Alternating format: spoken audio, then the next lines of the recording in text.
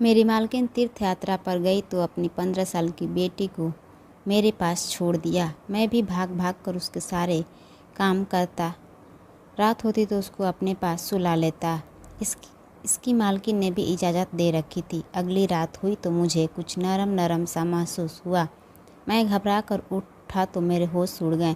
मालकिन की बेटी उसी रात मालकिन तीर्थ यात्रा पर जा रही थी, इसलिए सुबह से मेरी जान आफत में आई हुई थी। बार बार मुझसे कहती, रोहित मेरा पूरा घर तेरे हवाले है। जितना भरोसा मैं तुझ पर कर सकती हूँ घर की किसी और नौकर पर मुझे नहीं है। मेरा नाम रोहित है। मेरी उम्र 24 साल थी, लेकिन मैं 12 साल की उम्र से मालकिन के घर काम कर रहा था, इसलिए जितना भरोसा वह मुझ पर करती थी किसी पर नहीं करती थी। इसलिए वह मुझे हर बात बता रही थी। कहने लगी, देखो रोहित, अपनी बेटी अंजलि को मैं घर ही छोड़ कर जा रही हूँ, उसका बहुत ख्याल रखना। तुम्हें पता है ना, इसे नींद में चलने की आदत है। मैं सर हिलाने लगा कि मालकिन मुझे मालूम है। हालांकि मुझे क्या मालूम, वह तो अपने कमरे में ही सोती थी। उम्र में 15 साल की थी, लेकिन थी जरा बावली किस्म की, बेवकूफ़ और लाडली। मालकिन की इकलौती बेटी थी, इसलिए उसे लाड प्यार से रखा हुआ था। अभी तक गुड़ियों से खेलती थी। मैंने कहा कि मालकिन, मैं इसका ख्याल रखूँगा, लेकिन इसके बाद जो बात मालकिन ने मुझसे की, मैं तो हैरान हो गया। वह कैसे मुझसे यह बात कर सकती थी। कहने लगी, रात को तुम मेरी अंजलि के पास ही सोओगे, उसके कमरों में रहोगे। यह बात सुनकर तो मेरी पूरी आंखें हैरत से फल गई थी। मेरा तो दिमाग ही सुनकर घूमने लगा था। मैंने कहा, मालकिन, मैं कैसे छोटी बेबी के कमरे में सो सकता हूँ? आप सोच कर तो बात करें, यह ठीक नहीं है। वह कहने लगी, रोहित मुझे कुछ नहीं सुनना। मैंने जो कह दिया सो बस कह दिया। तुम अंजलि के कमरों में ही रहोगे और वहीं सोओगे। मुझे मालकिन की यह बात किसी तौर पर सही नहीं लग रही थी, लेकिन बहरहाल मैं उन्हें बार बार इनकार नहीं कर सकता था। लेकिन मैं दिल में यह पक्का इरादा कर चुका था कि मैं अंजलि के कमरे में नहीं सोऊंगा। मेरी मालकिन एक विधवा औरत थी, लेकिन थी बहुत अमीर मालिक की। बहुत सारी ज़मीन जायदाद थी, जहाँ से उन्हें खूब पैसा आता था, और एक ही बेटी थी जिसे उन्होंने लाड प्यार से पाला। जब मैं मालकिन के घर काम करने के लिए आया था तो उस वक्त मालिक जिंदा थे। उन्होंने तो मालकिन को फूलों से हल्का कर रखा था। बहुत प्यार करते थे। वह मालकिन से लव मैरिज थी। उसकी दोनों एक साथ बहुत खुश थे। अंजलि की पैदा होने से चंद महीने पहले मालिक का कार हादसे में देहांत हो गया। मालकिन सदमे से ही दीवानों जैसी बातें करने लगी थी। कभी कहती, वो अभी आ जाएंगे, मुझे छोड़कर यूँ नहीं जा सकते। मैं उस वक्त 10 साल का था, लेकिन मालकिन की हालत देखकर फुट फुट कर रोया था, क्योंकि उनका रवैया शुरू से ही मेरे साथ बहुत अच्छा था और मेरा भी बहुत बड़ा ख्याल रखती थी। इसलिए मुझे उनका दुख देखा नहीं जाता था। जब अंजलि पैदा हुई तो पहले तो मालकिन बहुत रोई थी, लेकिन मालिक को याद करके, लेकिन फिर उनका दिल अंजलि के साथ लग गया। मालकिन के माँ बाप ने बहुत चाहा कि मालकिन दूसरी शादी कर ले, लेकिन उन्होंने साफ इनकार कर दिया। कहने लगे कि नहीं, मुझे अपने पति से बहुत मोहब्बत थी और अब मैंने अपनी सारी ज़िंदगी अपने पति के नाम पर गुजार दूंगी। फिर वही किया। पूरा घर उन्होंने संभाल लिया था। 14 साल का वक्त गुजर गया था। मालकिन का सबसे ज़्यादा वफादार और भरोसा करने वाला नौकर मैं था। कारोबार की देखरेख मालकिन ने मेरे हवाले कर रखी थी, लेकिन मैं भी नमक का हिसाब चुकाया था। एक एक पाई का हिसाब मालकिन को देता था। इस साल हमारी मालकिन के माँ बाप तीर्थ यात्रा पर जा रहे थे, इसलिए मालकिन ने कहा कि मैं भी तीर्थ यात्रा पर जाना चाहती हूँ। यह सुनकर पहले तो अंजलि ने हंगामा खड़ा कर दिया कि वह अकेले नहीं रहेगी, लेकिन उसके फाइनल पेपर थे, इसलिए मालकिन कहने लगी कि मैं तुम्हारी पढ़ाई को ख़राब नहीं कर सकती, इसलिए तुम अगली बार मेरे साथ चले जाना। बड़ी मुश्किल से वो मानी थी, लेकिन जो कुछ मालकिन मुझसे कह रही थी वह बात मुझे सही नहीं लग रही थी, और मालकिन मुझे सब कुछ समझा बुझा कर तीर्थ यात्रा पर चली गई। और उनके जाते ही मैंने सोफे पर बैठकर सुकून का लंबा गहरा सांस लिया। फिर खाना बनाने वाले को बुलाया और अपने लिए बढ़िया सी चाय बनवाई। लेकिन मालकिन के होते हुए मैं कभी भी सोफे पर नहीं बैठता। हालांकि उन्होंने मुझे कभी इनकार नहीं किया था, लेकिन मैं मालिक और नौकर का लिहाज हमेशा रखता था। लेकिन अब सोच रहा था कि मालकिन गई हैं तो कुछ दिन मालिक वाले ठाट मैं भी करके देख लूं। मैंने सुकून का सांस लिया और मज़े से अपने दोनों टांगे सामने शीशे की टेबल पर रख दिए। रिमोट हाथ में लिए टीवी पर चैनल बदलने लगा। अभी मैं सोच ही रहा था कि कौन सा चैनल देखूं कि तभी कमरे का दरवाज़ा खुला और अंजलि हॉल में आई। जब उसने मेरे बैठने के तौर तरीके देखे तो माथे पर बल डालकर बोली, रोहित के बच्चे, तुम्हारे शिकायत तो मैं माँ के आते ही लगाऊंगी। कैसे उनकी कीमती टेबल पर तुम पाँव पसार के बैठे थे। यह सुनते ही मैं हड़बड़ाकर बिल्कुल सीधा होकर बैठ गया। मैंने कहा, छोटी बेबी, ऊपर वाले के लिए मालकिन से मेरी शिकायत न लगाना। मैंने फ़ौरन से टीवी बंद कर दिया और रिमोट साइड पर रख दिया। अंजलि माथे पर गुस्सा चढ़ाए आराम से आकर सोफे पर बैठ गई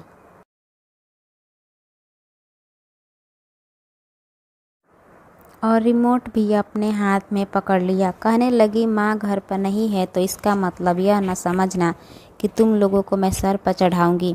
जब तक माँ घर पर नहीं है इस घर की मालकिन मैं हूँ, इसलिए जो मैं कहूँ तुम लोग वही करो। मैं सीने पर हाथ रखा और सर झुकाया। जी जी, क्यों नहीं छोटी मालकिन, जैसा आपका हुक्म। अंदर से मेरा जी तो जल के रह गया था। मेरी कभी भी मालकिन की बेटी से 1 मिनट भी नहीं बनती थी। हर वक्त बचकाना हरकतें करती रहती थी और मैं उसकी हरकतों से परेशान हो जाता था। वह मुझे बाजार के कई बार चक्कर लगवाती थी।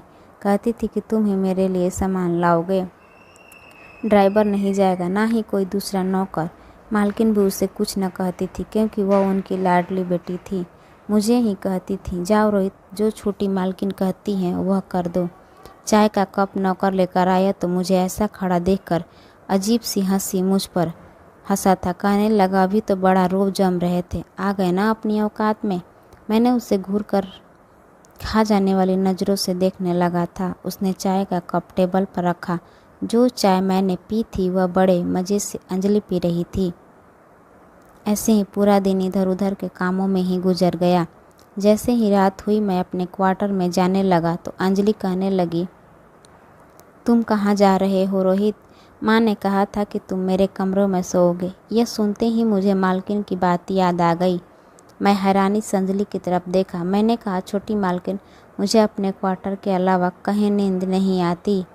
घर में और नौकरानी भी हैं, आप उन्हें अपने साथ सुला लें। वो कहने लगी, माँ ने कहा था कि तुम सोओगे तो मतलब तुम ही सोओगे। चलो शराफत से आओ मेरे कमरे में और कालीन पर जाकर लेट जाओ। मैं कमरे में आ तो गया लेकिन मुझे अजीब सी बेचैनी सी शुरू हो गई थी। अंजलि बेड पर जाकर लेट गई थी। उसने लाइट ऑफ कर दिया। कमरे में इस वक्त अंधेरा था। मेरा दिल बड़ी ज़ोर ज़ोर से धड़क रहा था। भले वह 15 साल की थी लेकिन मैं तो 15 बरस का था ना। मुझे किसी की एक बात याद आने लगी जो मैंने कहीं बाहर सुनी थी कि जहाँ एक मर्द और एक औरत हो तो वहाँ तीसरा शैतान होता है। पता नहीं मालकिन ने ऐसा क्यों कहा कि मैं उनकी बेटी के कमरे में अकेला रहूं। उनको चाहिए था कि वह नौकरानी को अंजलि के साथ सुलाती। कमरे में हल्की सी रोशनी थी। एक नज़र मेरी बेड पर लेटी अंजलि पर पड़ी तो उसके चेहरे पर झाँककर मेरी नज़र ठिक गई। सोई हुई बड़ी मासूम सी लग रही थी, बिल्कुल खुलकर सो रही थी। एकदम ही मैंने अपनी नज़र बदली, अपनी आंखें ज़ोर से बंद कर ली और सोने की कोशिश करने लगा। उससे पहले मुझ पर शैतान हावी हो मैं सो जाऊं। ऊपर वाले का ध्यान करते करते न जाने कब मेरी आंख लगी थी।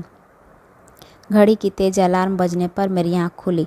मैं हड़बड़ा कर उठ बैठा तो देखा कि अंजलि नींद में ही अपनी घड़ी का अलार्म बंद कर रही थी। मैंने सामने लगी घड़ी की तरफ देखा तो 7 बज रहे थे।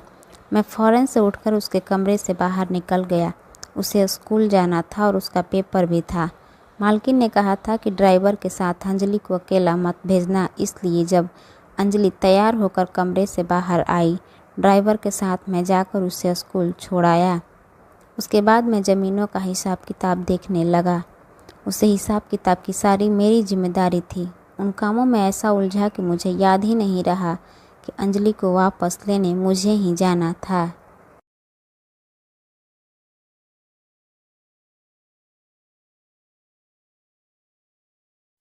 जब तक मैं न जाता ड्राइवर भी अंजलि को स्कूल से लेने नहीं जाता और यह मालकिन का हुक्म था। मैं अपने काम में ऐसा लगा हुआ था कि मेरे दिमाग से यह बात निकल चुकी थी। 12 बजे अंजलि की छुट्टी होनी थी और मुझे 2 बज चुका था जब मेरे फ़ोन पर बेल बजने लगी और जब मैं नंबर देखा तो मालकिन का था। मैं जल्दी से फ़ोन उठाया तो मालकिन मुझ पर भड़क उठी, कहने लगी, मुझे अंजलि की कॉल आई थी, वह अभी तक स्कूल में ही तुम उसे लेने क्यों नहीं गए? यह सुना था कि मेरा दिमाग घूम गया। मैं तो बिल्कुल भूल चुका था। मैंने कहा, मार्केट में ज़मीनों का हिसाब किताब में लगा हुआ था।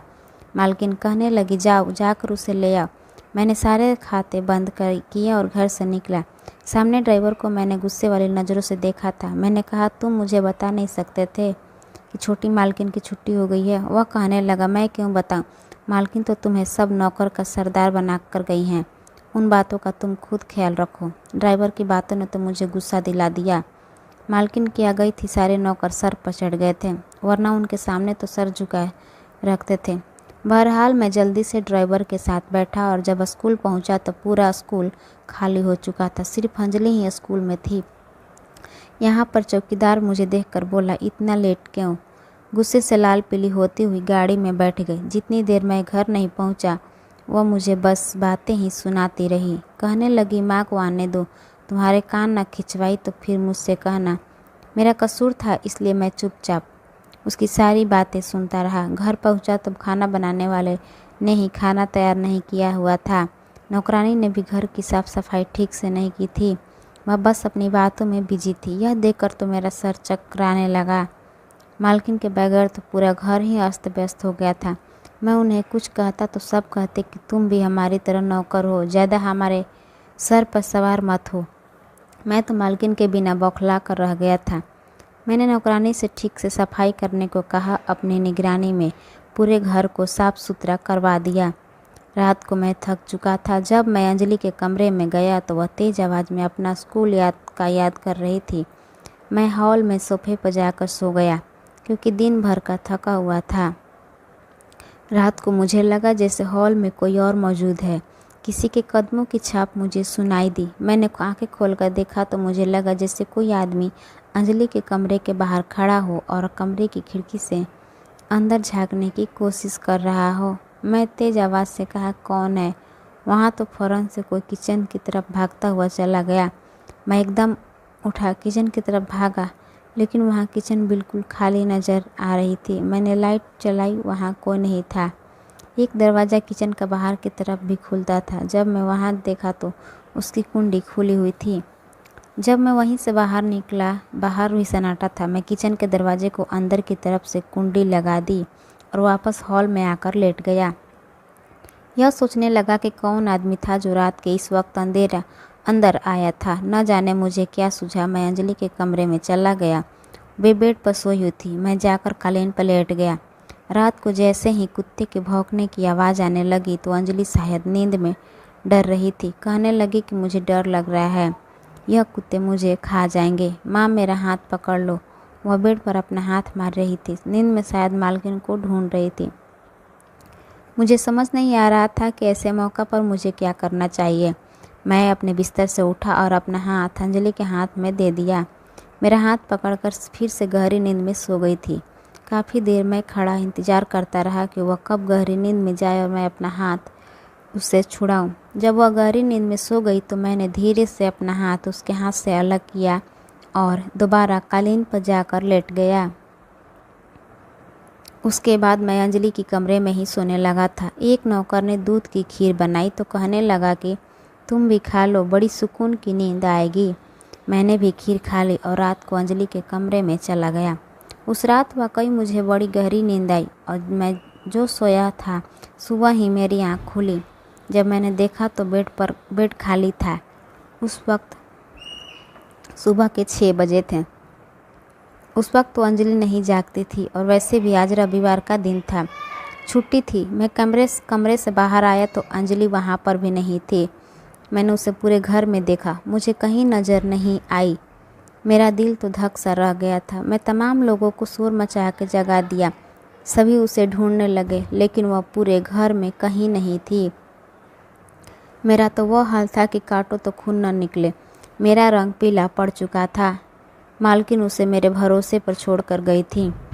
मैं कैसे रात को गहरी नींद में सो गया था।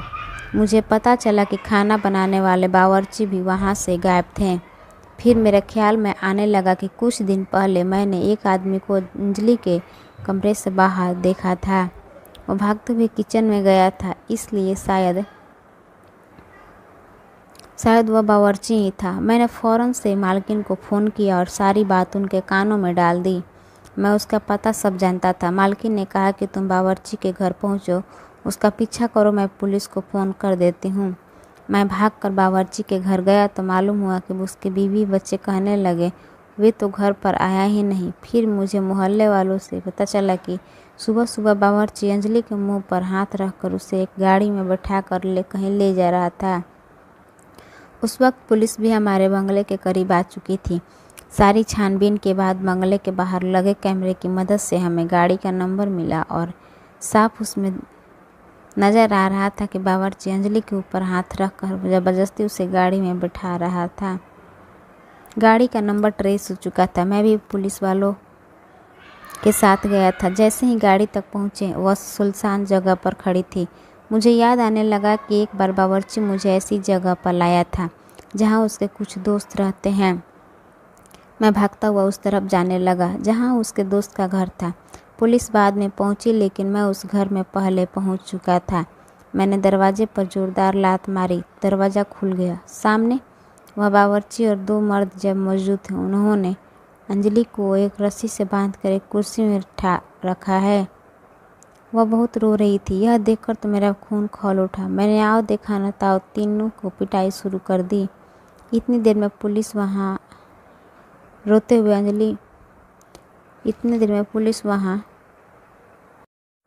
हुए अंजलि मेरे गले लग गई। बहुत डरी हुई थी। मैंने कहा कि तुम परेशान ना हो, जब तक मैं जिंदा हूँ तुम्हें कोई भी नुकसान नहीं पहुँचा सकता।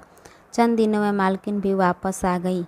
मालकिन अंजलि को गले लगा कर रोने लगी। मुझसे कहने लगी मुझे तुम पर भरोसा था कि तुम मेरे बेटे की हिफाजत करोगे। मैंने कहा कि मैं इसे हमेशा अपनी छोटी बहन की तरह समझता हूँ और जब तक मैं जिंदा हूँ आप बेफिक्र रहे। ना तो आपकी तरफ कोई आँख उठाकर देख सकता है और ना ही अंजलि की तरफ। यह सुनकर मालकिन बहुत खुश हुई।